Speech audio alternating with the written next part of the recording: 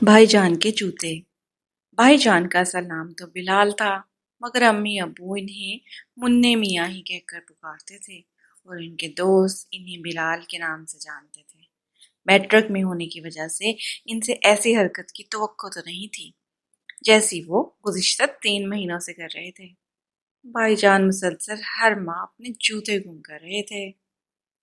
तीसरी बार जब वो जूतों के बगैर स्कूल से घर आई तो अम्मी बेहद परेशान हुई। उन्होंने भाईजान से पूछा। उन्होंने जो वजह बताई वो अम्मी से मुश्किल से ही हजम हो पाई। रात को सब अब्बू के सामने मौजूद थे। हाँ मुन्ने मियाँ, बताओ आज जूते कहाँ गए?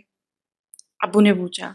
अब्बू मैंने अम्मी को बता तो दिया है, भाईजान ने रोनी सूरत बनाकर कहा।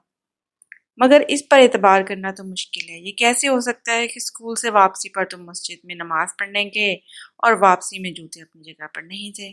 हर बार जूतों के गुम होने की वजह तुम यही बताते हो। इस मस्जिद में जहाँ तुम नमाज पढ़ते हो वहां मैं भी अक्सर नमाज पढ़ता हूँ, मगर मेरे तो क्या, किसी और के भी जूते वहां कभी गुम नहीं हुए।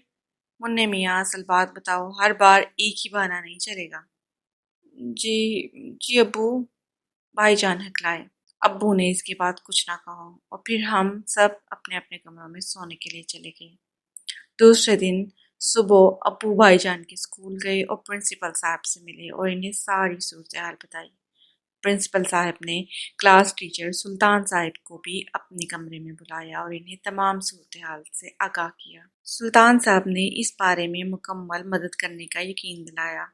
अब्बू मुतमईन होकर वहां से दफ्तर चले गए। सुल्तान साहब दोबारा अपनी क्लास में गए तो उन्होंने खुद भाईजान को अपने पास बुलाकर बड़ी आहिस्तगी के साथ जूतों के गुम होने के बारे में पूछा, मगर भाईजान यहाँ भी बात गोल कर गए।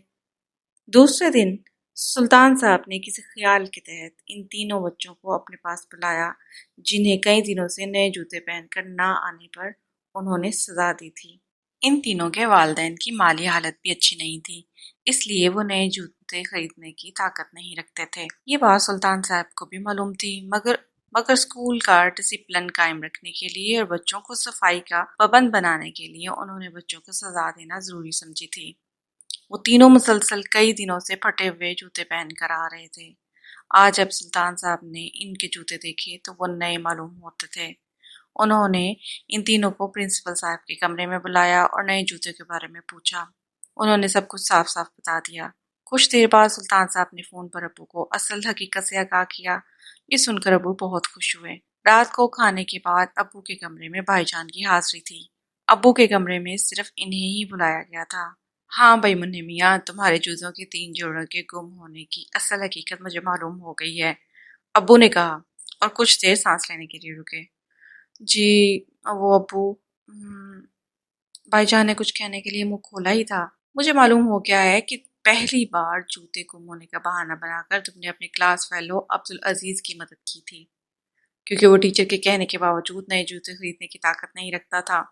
और दूसरी बार तुमने यही तजर्बा अपने दूसरे साथी मुदस्सर के लिए किया, और इस बार ये काम तुमने अपने एक और साथी शाहिद के लिए किया।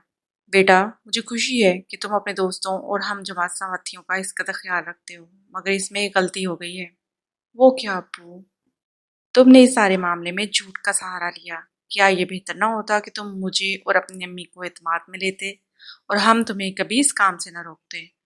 मुन्ने मियाँ, तुमने किताबों में पढ़ा होगा कि हमारा मजहब इस्लाम हमसे ये चाहता है कि जो चीज़ हमारे पास हमारी ज़रूरत से ज़ायद है उस पर दूसरों का हक समझें। आज हम पर अल्लाह ताला का ये करम है कि इसने हमें अपनी ज़रूरतों से ज़्यादा अता कर रखा है, इसलिए अपने इतराफ़ के लोगों की ज़रूरत का ख्याल रखना ज़रूरी है। लेकिन ये सारा काम बड़े साफ और अच्छे तरीके से बगैर झूठ के भी हो सकता है। जी अब्बू, मैं आइंदा ख्याल रखूंगा। भाईजान को महसूस हुआ कि इनके सर से मनो बोझ उतर गया है। वो इजाज़त लेकर कमरे से बाहर आए।